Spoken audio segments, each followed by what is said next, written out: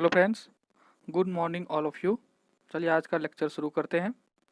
और आज का क्वेश्चंस का पहला क्वेश्चन है आज का लेक्चर्स का कि एक 6 सेंटीमीटर व्यास वाले गोलाकार गेंद को पिघलाकर शंकु बनाया जाता है, तो इसके सतह का व्यास में 12 सेंटीमीटर है, तो उसकी ऊंचाई निकालें।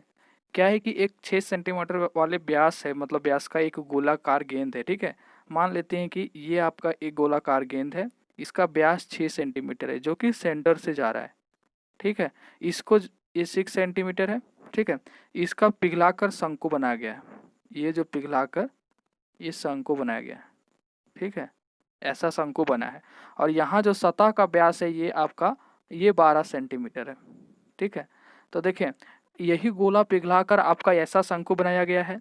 तो जो भी चीज़ आप बना लें, ठीक है, कोई भी चीज़ का, तो उसका वॉल्यूम जो होता है ना वो चेंज नहीं होता है। ठीक है, टोटल वॉल्यूम जो होता है वो इसका भी वॉल्यूम भी होगा, इसका भी वॉल्यूम भी होगा। ठीक है, तो हम ये दोनों का वॉल्यूम का फार्मूला लगा के जो क्वेश्चन इसमें दिया हुआ है मतलब वैल्यू पुट करके इसका निकाल लेंगे। ठीक है, अब कैसे बनाते हैं क्वेश्चंस को देखें।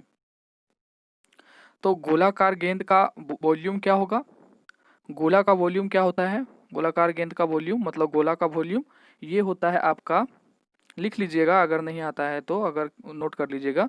गोलाकार का वॉल्यूम होता है मतलब गोला का वॉल्यूम होता है 4/3 पाई आर क्यू। यहाँ आर क्या है, त्रिज्या। और शंकु का वॉल्यूम क्या होता है, आपको बताए थे क्वेश्चंस में, 1/3 pi r 1/3 pi r square h. ये आपका होता है शंकु का वॉल्यूम। ठीक है, तो यहाँ से देखें आप, ये 3 से 3 कट जाएगा, ये पाई से पाई कट जाएगा। ठीक है, जो कट जाएगा वो आप काट लेंगे। ठीक है, यहाँ आपका R3 और R2 नहीं कटेगा क्योंकि यहाँ अलग है, रेडियस अलग है यहाँ पे और यहाँ पे अलग है। ठीक है, इसलिए हम इसको नहीं काट सकते। तो हमको क्या बच गया यहाँ पे 4 R³ और यहाँ क्या बचा, चलिए इसको R1 मान लीजिए आप गोला के लिए। अब यहाँ क्या बचा हमको R²H। अब देखिए बोल रहा है कि गोला के लिए जो है ना 6 सेंटीमीटर का व्यास है, तो व्यास बराबर जो d बराबर होता है ये आर, ये क्या होता है r, ये जो होता है d बराबर ये 2r होता है आपका त्रिज्या का। तो आपका देखें व्यास आपका 6 दिया हुआ है, तो अगर आप यहाँ से त्रिज्या निकालेंगे r बराबर 3 हो जाएगा। मतलब कि जो व्यास दिया है त्रिज्या आपका आधा हो जाता है। जैसे 12 दिया हुआ है तो यहाँ त्रिज्या 6 हो जाएगा शंकु के केस में। ठीक है, तो ये क्या हो जाएगा यहाँ पे 4 और त्रिज्या आपका 3 का क्यूब लिखेंगे तो 27 R² की जगह 12 का आधा 6 हो जाएगा, क्योंकि त्रिज्या लेंगे तो 6 R हो जाएगा 6, तो ये हो जाएगा 36 गुने H। तो यहाँ से आप काट लें, 9 चौका 36, 9 तिया 27 और ये 4 से 4 कट जाएगा।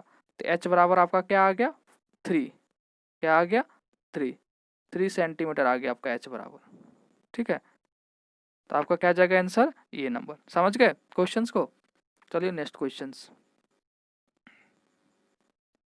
और जिन लोगों ने अभी तक ऑनलाइन स्टडी चैनल को सब्सक्राइब नहीं किए हैं, ये अपना चैनल है मेरा ऑनलाइन स्टडी। आपका डिस्क्रिप्शन में आपका लिंक में आप डिस्क्रिप्शन में आपको इसका लिंक मिल जाएगा। ठीक है, नीचे वहाँ पे लिखा होगा ऑनलाइन स्टडी और उसका लिंक, और नीचे होगा RRB NTPC group D math ऐसे करके। ठीक है, तो अभी हम क्या कर रहे हैं ना, अभी आपका SI देखिए टाइम एंड वर्क आपका करा दिए हैं 20 क्वेश्चंस, वहाँ पे प्लेलिस्ट में जाइएगा, टाइम एंड वर्क का 20 क्वेश्चंस कर लीजिएगा आप। ठीक है, और SI का करवा दिए 10 क्वेश्चंस। ये कल आपको SI का एटलीस्ट 20 से 30 क्वेश्चंस करवाएंगे। वीडियो बनाए हैं, अभी आधा बना है। ठीक है, अभी अपलोड नहीं कर पा रहे हैं क्योंकि इसको पूरा करना है और क्वेश्चंस अच्छा क्वेश्चंस का कलेक्शन दे रहे हैं। इसको 2 वीडियो में SI को खत्म करना है, इसलिए तो आधा वीडियो बना है। कल इसको कोई टाइम सुबह 10 से 11 बजे तक अपलोड कर देंगे। ठीक है, तो आपको मिल जाएगा यहाँ पे SI का, तो फिर CI का यहाँ पे डाल देंगे। ठीक है ना, तो इसलिए थोड़ा सा टाइम लग रहा है। आपको अच्छा से अच्छा क्वेश्चंस का कलेक्शन दे रहे हैं। 20 से 30 क्वेश्चंस का आपको ये सेकंड वीडियो SI का पार्ट 2 आपको मिल जाएगा। ठीक है, अभी SI का पार्ट 1 अपलोड हो चुका है, टाइम एंड वर्क अपलोड हो चुका है, और यूनिट डिजिट कैसे निकालते हैं ये पहले अपलोड किए हुए थे, वो देख लीजिएगा आप। इतना तब तक कर लीजिए आप प्लीज़। ठीक है, आपका इससे बहुत इंपॉर्टेंट होगा ये आगे के लिए, एग्जाम के लिए। ठीक है ना, तो ये क्वेश्चन है, देखें कि जमीन पर एक बिंदु से एक इमारत के शीर्ष का उन्नयन कोण, उन्नयन कोण होता है जो जमीन से ऊपर की ओर देखते हैं ना उसको बोलते हैं उन्नयन कोण। और एक अवनमन कोण आप देखते होंगे, अवनमन कोण होता है इमारत से नीचे की ओर, जो ऊपर से नीचे देखते हैं उसको बोलते हैं अवनमन कोण। उन्नयन जैसे ऊ से ही ऊपर, अव से मतलब थोड़ा सा नीचे याद रख लीजिएगा, और ऊ से उन्नयन मतलब कि नीचे से ऊपर की ओर। ठीक है ना, तो ये जमीन पर एक बिंदु से शीर्ष का उन्नयन कोण 60 डिग्री, ठीक है। देखिए शीर्ष का उन्नयन कोण 30 डिग्री और जमीन पर एक अन्य बिंदु से, एक बिंदु से 30 डिग्री है और दूसरे बिंदु से 60 डिग्री है, ठीक है। और इमारत की ऊंचाई 10√3 मीटर है। तो दोनों बिंदुओं के बीच की दूरी आपसे पूछ रहा है। इस क्वेश्चन को कैसे बनाएंगे देखें। सपोज कि एक ये मेरा इमारत है, ठीक है, और एक बिंदु यहाँ पे है और एक बिंदु यहाँ पे है। तो इस बिंदु और इस बिंदु, यही तो क्वेश्चन बोल रहा है ना, दो बिंदु है, ठीक है। ये दो बिंदु था, एक ये बिंदु एक ये बिंदु, इसको मिला दिया। अब बोल रहा है कि इमारत ये है, ये इमारत की शीर्ष है, ये क्या है आपका, ये देखें, ये आपका ये बिंदु हो गया और एक बिंदु हो गया और ये इमारत का शीर्ष हो गया। तो बोल रहा है एक इमारत का शीर्ष का जो बिंदु है उन्नयन कोण वो आपका है 30 डिग्री और दूसरा जो है वो आपका है 60 डिग्री, ठीक है। तो ये आपका देखें, ये हो गया आपका मैक्सिमम वाला 60 डिग्री, ये हो गया आपका 30 डिग्री, ठीक है। और इमारत की ऊंचाई, ये इमारत है ए, ये हो गया आपका ये बी सी और डी। तो दो बिंदुओं के बीच की दूरी पूछ रहा है। दो बिंदु यहाँ सी और डी है और एक बिंदु से इमारत का उन्नयन कोण 60 डिग्री और एक बिंदु से 30 डिग्री, ये बना दिए। और इमारत का ऊंचाई दिया हुआ है 10√3। तो आपको पूछ रहा है दोनों बिंदुओं के बीच की दूरी, यानी कि सी और डी के बीच की दूरी पूछ रहा है। तो हम सी और डी के बीच की दूरी निकालेंगे, क्या होगा, ठीक है। तो मान लेते हैं x होगा, तो यही x निकालेंगे सी और डी के बीच की दूरी, तो मेरा आंसर, मेरा क्वेश्चन बन जाएगा, ठीक है। तो यहाँ पे देखिए सिंपल इस टाइप का क्वेश्चन में दो ट्राइंगल बन रहा है आपको ए बी सी और एक बन रहा है ए बी डी। तो आप दोनों ट्राइंगल में फार्मूला लगा देंगे एंगल का, आपका दोनों से रिलेशन आ जाएगा और आंसर आ जाएगा, ठीक है। जैसे कि हम लगाते हैं यहाँ पे देखें त्रिभुज ए बी सी में, त्रिभुज ए बी सी में, त्रिभुज ए बी सी में क्या करेंगे, tan 60 डिग्री, क्योंकि यहाँ 60 डिग्री है तो tan 60 डिग्री बराबर क्या होता है, लंब बटे आधार। तो लंब यहाँ क्या है, tan√3, लंब हो गया ये tan√3। आधार में क्या है आपका, आधार में BC है, तो BC हमको निकालना है। और √3 tan 60 डिग्री का वैल्यू क्या होता है, आपको पता है √3 होता है, क्या होता है √3।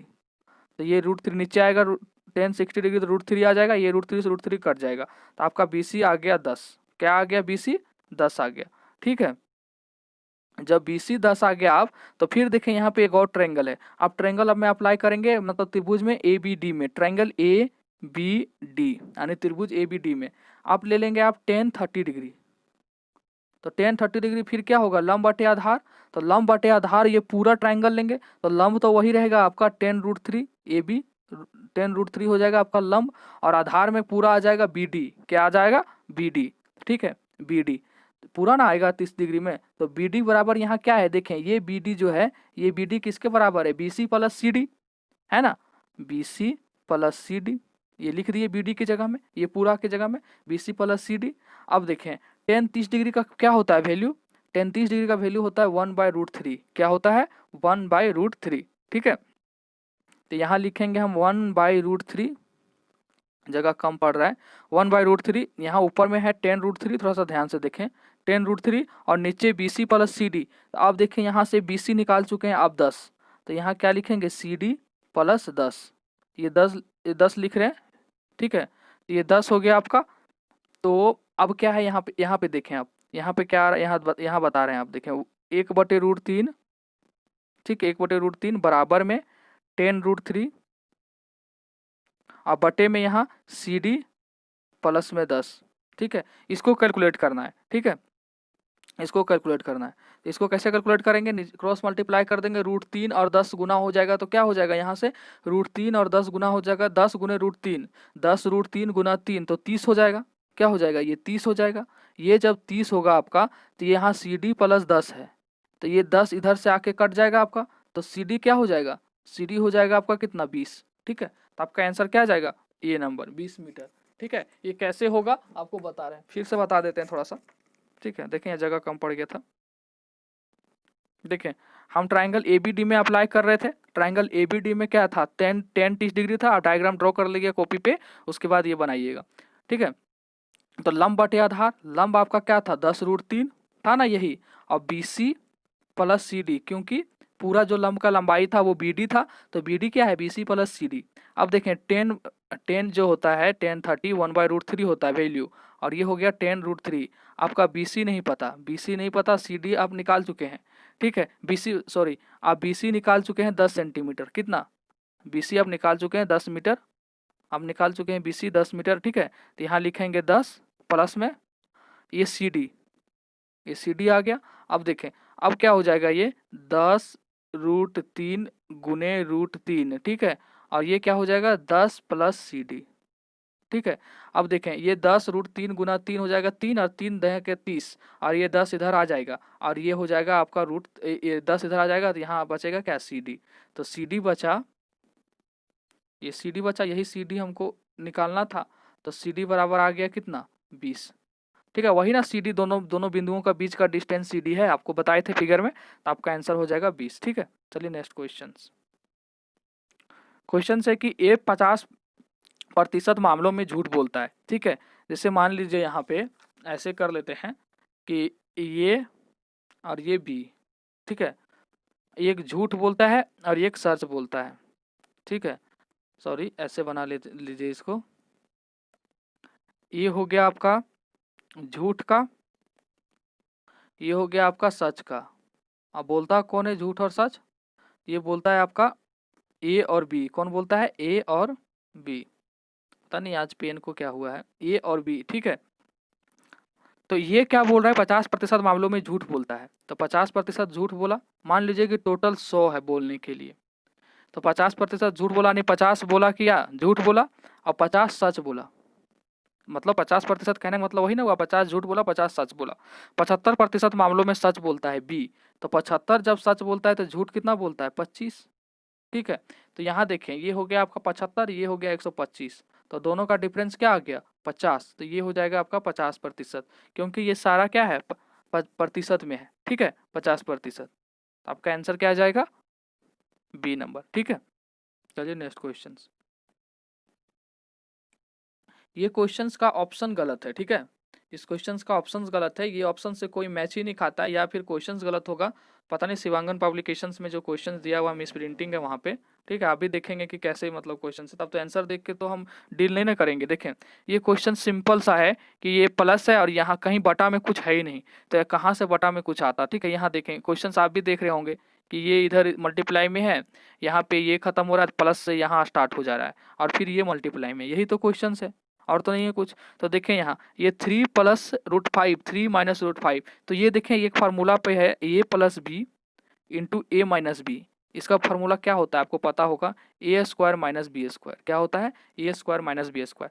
तो ए की जगह 3 है, तो 3 तिया 9, देखिए आप सॉल्व कर रहे हैं, ठीक है। तो ये हो जाएगा आपका 3 तिया 9, और बी की जगह क्या है √5, तो माइनस बी का स्क्वायर कितना हो जाएगा, √5 का स्क्वायर 5, ये आपका आ गया, प्लस ये देखें 3 माइनस √5 प्लस 3 प्लस √5, तो √5 और √5 कट जाएगा, तो क्या आ जाएगा यहाँ 3 और 3 6 आ जाएगा। क्या आएगा, 3 और 3 6 आ जाएगा, ठीक है। तो ये 6 लिख देंगे यहाँ पे। ये देखें यहाँ, अगर यहाँ बगल में लिख रहे हैं ये और ये एक साथ है, तो ये प्लस माइनस √5 और √5 कट जाएगा, और 3 हो जाएगा 6। अब देखिए यहाँ पे वही फार्मूला अप्लाई हो रहा है, प्लस है, √5 का स्क्वायर करेंगे तो 5, और माइनस 1 का स्क्वायर करेंगे तो 1, क्या आ गया 4 प्लस 6 प्लस 4, 9 में से 5 गया 4, 6, 5 में से 1 गया 4। वैसे भी जोड़ सकते हैं हम, 9 6 15, 5 20, अब 5 और 1 6 माइनस में, वैसे भी कर सकते हैं, 6 4 10 और 4 14। आपका आंसर 14 आ रहा है। क्वेश्चन इतना सिंपल है, बट ऐसा क्यों दिया है, ये मतलब ऑप्शंस पता नहीं क्यों दिया है, ठीक है। हो सकता है कि परिमेयकरण करके कोई ऑप्शंस आ जाए, मतलब कि, लेकिन परिमेयकरण से भी संभव नहीं है। तो आपका ऑप्शंस गलत है, ठीक है। आपका आंसर जाएगा 14 नंबर। आप सॉल्व करके देख सकते हैं, ठीक है। अगर किसी और का ऑप्शंस मैच करता होगा तो कमेंट कर देंगे, लेकिन मेरे से तो ये 14 आ रहा है आंसर, ठीक है। चलिए नेक्स्ट क्वेश्चंस।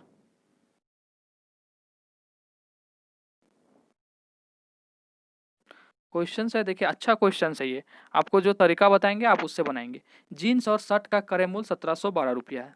देखिए, जैसे कि एक जीन्स है, जैसे जीन्स और शर्ट, ये दोनों का क्रय मूल्य कॉस्ट प्राइस 1712 रुपया है। ये क्या दिया हुआ है आपका, सीपी। सीपी बोले तो कॉस्ट प्राइस, क्रय मूल्य, ठीक है। यदि जीन्स की लागत शर्ट के मुकाबले 14% अधिक होती, मतलब कि जो जीन्स की लागत है ना, वो उस शर्ट से 14% अधिक होता। जितना में आप जीन्स खरीद रहे हैं उससे मतलब वो आपका जो जितना दीजिएगा वो शर्ट से 14% ज़्यादा दीजिएगा। तो देखें 14% ज़्यादा बोलने का मतलब क्या होता है, 14% मतलब 14/100। ये तरीका अपना लीजिए ना, आप कुछ भी कर सकते हैं क्वेश्चन के साथ। ये हो गया आपका क्या, 14/100। अब देखें ये 2 सत्ती का 14 और ये 50, मतलब क्या आ गया आपका 7/50। यहाँ क्या बोल रहा है कि मतलब मुकाबले 14% अधिक है। क्या बोल रहा है? 14% अधिक है। तो देखें ये 50 और 14% अधिक है, मतलब 50 से 57। 50 में 7 जोड़ देंगे तो ये 57। तो ये क्या बोल रहा है, किसका अधिक है? जींस की लागत 60 के मुकाबले 14% अधिक है। तो ये जो 57 है ये जींस का है और ये 50 है ये 60 का है। ये देखें 14% अधिक है किसका? जींस का। अगर आप 50 का 14% निकालने जाएंगे वैसे थोरोली, तो आप कैसे निकालेंगे? 50 गुने 14/100, तो 50 दुने 100, ऊपर आ जाएगा 7, तो फिर 7 आ जाएगा। तो उसी ना 7 मतलब इससे ज़्यादा है, वही ना बोल रहा है 14% ज़्यादा है, तो क्या हो जाएगा ये 57। तो इसको कैसे लिखते हैं? 14% बराबर 14/100 और 7/50। तो बढ़ रहा है तो 50 से 57 हो गया, घटेगा तो 50 से 43 हो जाता, ठीक है, लेकिन बढ़ रहा है 14%। तो किसका बढ़ रहा है? जीन्स का ज़्यादा है, तो जीन्स का हो गया 57। तो ये बोल रहा है कि ये दो, अब देखें ये क्या बोल रहा है कि दोनों का क्रय मूल्य 1712 रुपया है। तो दोनों को जोड़िएगा तो अब कितना हो जाएगा? 7 और 5 5 10, यही ना होगा? क्या होगा? दोनों का जोड़िएगा तो आप दोनों को जोड़िए, दोनों को जोड़िएगा तो क्या हो जाएगा? 7 0 7 5 5 10 107। ये जो 107 है आपका, ये 1712 के रेशियो में बराबर होगा, क्योंकि यही दोनों का ना जोड़ के वही बोल रहे हैं, जीन्स और शर्ट का क्रय मूल्य 1712 रुपया है, ठीक है। अब इसको काटिए, किसी से कटेगा? देखे तो कोई चीज़ से कटेगा? ये कोई चीज़ से कटना चाहिए था। 107 से काटिए आप, देखिए ये एक बार में कट जाएगा, आ जाएगा आपका 64। तो 64 और 2 इधर, मतलब 642 बचेगा। और 107 को 6 से गुना करिएगा तो ये कट जाएगा। तो एक रेशियो बराबर आपका आ गया क्या? एक रेशियो या एक यूनिट बराबर आ गया 16। एक यूनिट बराबर क्या आ गया? 16। तो किसका पूछ रहा है? तो 60 का क्रय मूल्य क्या होगा? तो 60 का क्या था? ये 50। तो ये 50, अगर यही पूछता कि जींस का क्या होगा तो 57 से गुना करते। तो ये एक यूनिट बराबर 16, तो 50 यूनिट बराबर 50 गुने 16, ये हो जाएगा आपका 8000। ये 60 का क्रय मूल्य हो गया। क्या जाएगा आपका आंसर? ये नंबर, ठीक है। सॉरी, 16 पचे 80, 80 पे 1 जीरो होगा ना, यहाँ पे क्या होगा? 1 जीरो होगा। ये वाला नहीं होगा, आपका 800 होगा। 16 पचे 80, 800 होगा ना, तो आपका आंसर ये होगा। देखें कितना आसान क्वेश्चन था, कुछ नहीं करना था। जिससे बढ़ रहा है 14% से बढ़ रहा है, तो हम क्या किए? 14 बराबर 14/100, इसको काट दिए 7/50। आप ऐसे भी कर सकते थे 100 114, लेकिन अगर ऐसे करिएगा तो कैलकुलेशन आसान होगा, काट लीजिएगा तो ये 50 से 57 हो गया। तो जीन्स का दाम हो गया मान लीजिए 57 यूनिट और शर्ट का हो गया 50, और ये दोनों का आपका दिया हुआ है 1712। तो ये दोनों का दिया हुआ 1712, मतलब दोनों का जोड़ के हम 1712 के रेशियो में मतलब बराबर कर दिए। तो एक यूनिट बराबर आ गया 16। तो 60 का पूछा, अगर जींस का पूछता तो 57 गुने 16 कर देते, ठीक है। तो ये बन गया, ठीक है क्वेश्चंस। चलिए नेक्स्ट क्वेश्चंस। क्वेश्चन है कि 13 कर्मचारियों के स्टाफ का मासिक वेतन 2870 रुपया है। तो स्टाफ के 2 कर्मचारी, कितने कर्मचारी? 2 कर्मचारी, जिनके मासिक वेतन का योग कितना? 5894 रुपया तबादला कर दिया जाता है। तो शेष 11 कर्मचारियों का औसत वेतन में क्या करें, में ज्ञात करें, ठीक है। अब देखिए क्या है यहाँ क्वेश्चन। टोटल सैलरी 13 का क्या हो जाएगा? 13 गुने 2870, 13 गुने 2870। अब इसको अगर आप गुना करेंगे तो कितना हो जाएगा? ये 237,310, इसको गुना कर लेंगे इतना आ जाएगा। अब बोल रहा है 2 कर्मचारी का तबादला कर दिया, तो कर्मचारी कितना बचा? 11। कितना कर्मचारी बचा? 11। और जिसके कारण 2 कर्मचारी के कारण कितना घट गया मासिक वेतन में? 5894 रुपया। तो यहाँ से घटा लेंगे 5894 रुपया, ये 2 का कारण घटा है। इसको घटाएंगे तो क्या आ जाएगा? यहाँ 6 आएगा, 10 में से 4 गया 6, और 1 और 4, 1 इधर 4 1 3, ठीक है। ये 3100 मतलब 31,416 रुपया आ गया। 2 कर्मचारी इससे निकल गया। तो ये आपका कितना है? ये 11 कर्मचारी का टोटल है 31,416 रुपया, 2 कर्मचारी निकल गया। लेकिन आपको एवरेज पूछ रहा है 11 कर्मचारी का, तो क्या करेंगे हम? जो 11 मतलब कर्मचारी का जो टोटल है उसको 11 से भागा दे देंगे, ठीक है। तो 11 से भागा दे देंगे तो क्या आ जाएगा? देखें 11 दूनी 22, और यहाँ क्या बच गया? 9, 9 तो 11 8 88 बच गया 6, 11 5 55 फिर बच गया 6, 2856 आपका 11 जो कर्मचारी बचा उसका औसत वेतन है।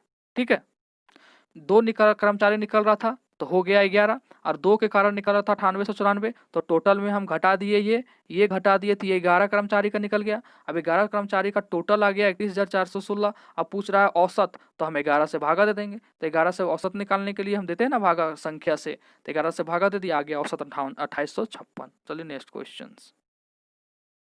देखिए ये अच्छा क्वेश्चन है, आपको लग रहा होगा सिंपल क्वेश्चन है, बट ये अच्छा क्वेश्चन है। ठीक है, देखिए इस क्वेश्चन से बनाने के लिए एक ही कंडीशन होता है, बेस में मतलब मल्टीप्लाई में, जैसे मान लीजिए कि x है का पावर 1 गुने में x के पावर 2 गुने में x के पावर 3, तो हम क्या कर सकते हैं ना, x के पावर 1 प्लस 2 प्लस 3 यानी x के पावर 6 हम लिख सकते हैं। ठीक है, क्योंकि गुना में पावर जुटता है, किस केस में जुटता है, जब बेस सेम हो। अगर यही x के जगह में x के पावर 1 y के पावर 2 z के पावर 3 रहता तो हम इसको x के पावर 6 नहीं लिख सकते थे, क्योंकि यहाँ बेस अलग है, ये अलग है। तो हम बेस जहाँ आधार अलग अलग होगा वहाँ हम नहीं जोड़ सकते। ठीक है, तो जहाँ बेस सेम होगा उसको हम जोड़ सकते हैं। ठीक है, तो चलिए इसी कॉन्सेप्ट पर ये क्वेश्चन है, देखें क्या है क्वेश्चन में कि √2 है, तो √2 को हम देखें रूट, और एक चीज जान लें, अगर यहाँ √x है तो इसको हम, इसका पावर क्या होता है, x के पावर हाफ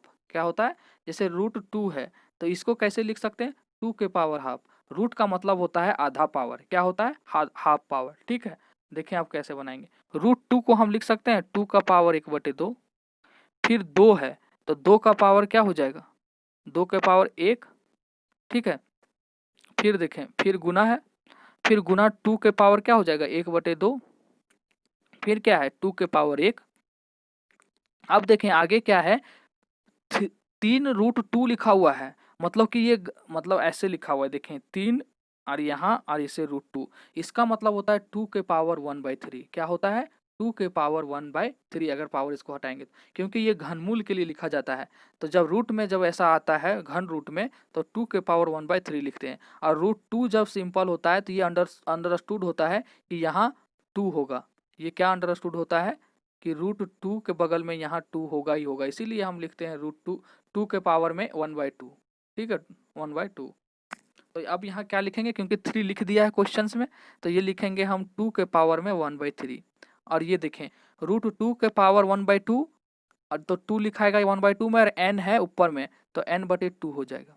ठीक है, अब इसको हम बराबर कर सकते हैं कैसे, अब आप पावर जोड़िए, ये आधा और ये आधा, 1 हो गया, 1 और 1 2, 2 और 1 3, तो ये हो जाएगा आपका 2 के पावर में 3 प्लस 1/3 बराबर में 2 के पावर n/2।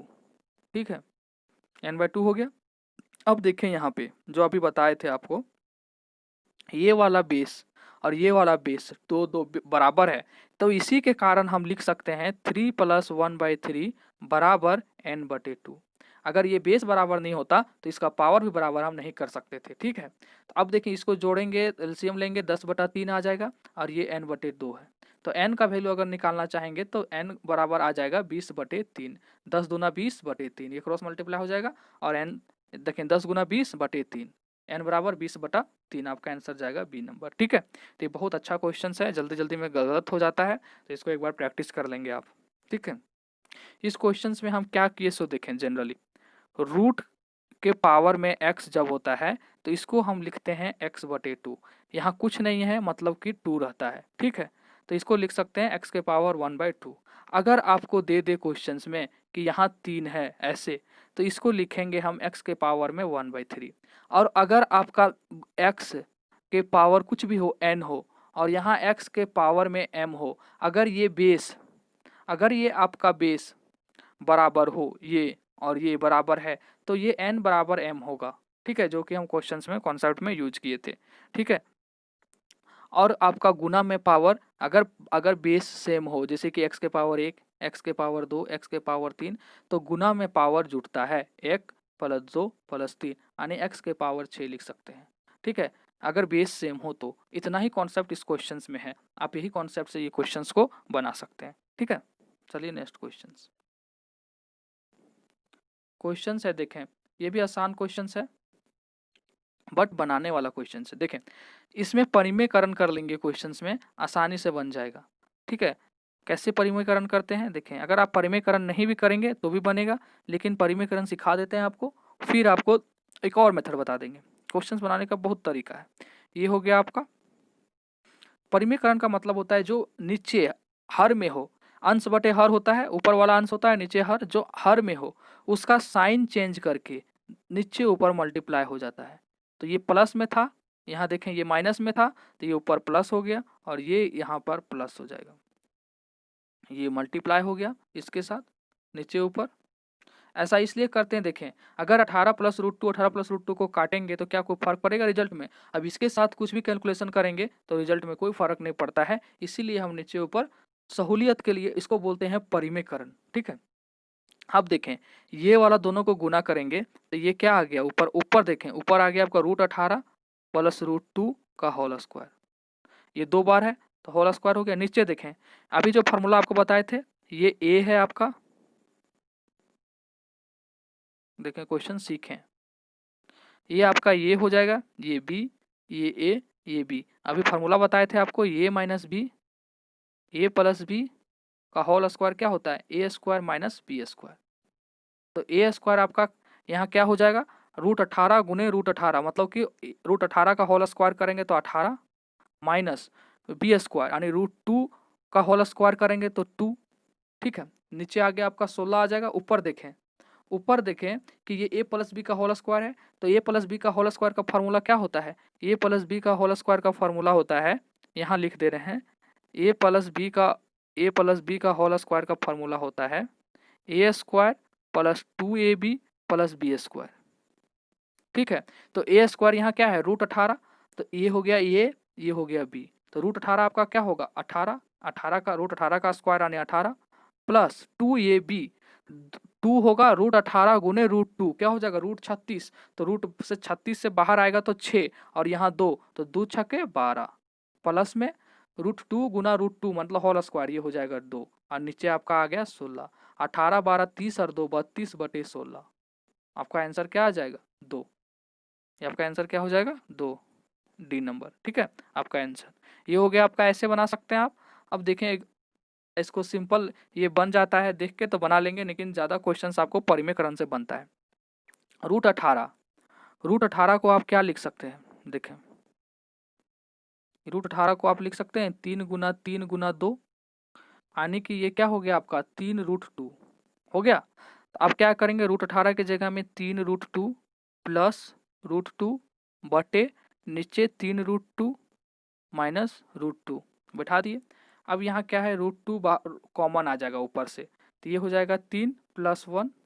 फिर देखें नीचे फिर आपका √2 कॉमन है, ये √2 कॉमन ले लिए। अब देखें ये क्या आ जाएगा 3 - 1।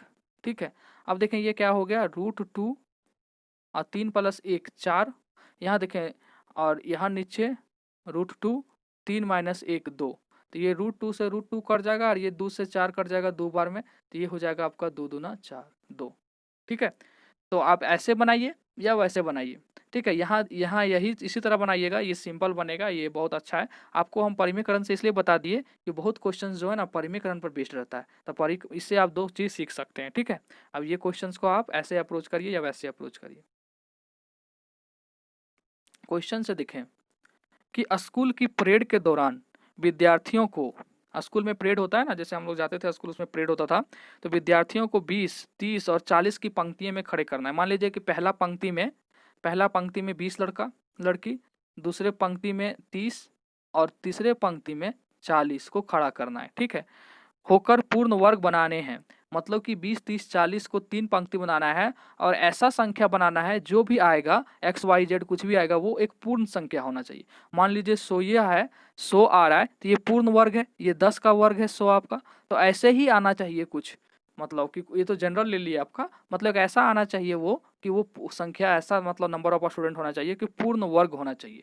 तो पूर्ण वर्ग उसको बोलते हैं जिसका वर्ग निकले, जैसे 100 है, 121 है उसका 11 वर्ग है। ठीक है, 144 है उसका वर्ग है, तो वैसे वैसे संख्या को बोलते हैं वर्ग। ठीक है, जैसे 36 है उसका वर्ग 6 होता है, 64 है 81 है उसको बोलते हैं पूर्ण वर्ग। ठीक है, तो पूछ रहा है तो विद्यार्थियों की न्यूनतम संख्या, यहाँ देखें विद्यार्थियों की न्यूनतम संख्या। अब इस क्वेश्चन में आप क्या करेंगे, जहां आप देखेंगे कि विद्यार्थियों की न्यूनतम संख्या की बात हो रही है, परेड की बात हो रही है, पंक्तियां दिया हुआ है, इसी टाइप का क्वेश्चन होता है कि घंटी बज रहा है कि 5 मिनट के बाद इतना घंटी बज रहा है, 2 मिनट के बाद इतने घंटी बज रहा है, 3 मिनट के बाद इतने घंटी बज रहा है, तो कितने देर में कितने घंटियां बजेंगी, उस टाइप का जो क्वेश्चन होता है। या फिर ये क्वेश्चन हो गया आपका कि विद्यार्थियों की न्यूनतम संख्या और पंक्तियां दिया हो, तो आप एलसीएम निकालेंगे, क्योंकि एलसीएम क्या होता है, लोवेस्ट जो होता है ना, लो लीस्ट कॉमन मल्टीपल जो होता है आपका, वो आपको देता है एलसीएम। जहां न्यूनतम की बात होगी वहां आप एलसीएम निकालेंगे, और जहां अधिकतम या महत्तम की बात होगी वहां आप एचसीएम से निकालेंगे। एचसीएफ मतलब महत्तम समापवर्तक।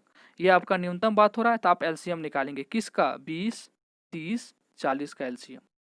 ठीक है, ये क्या हो गया, ध्यान से देखें, ये 10 दूना 20, 10 तिया 30, 10 चौके 40, ये हो गया आपका।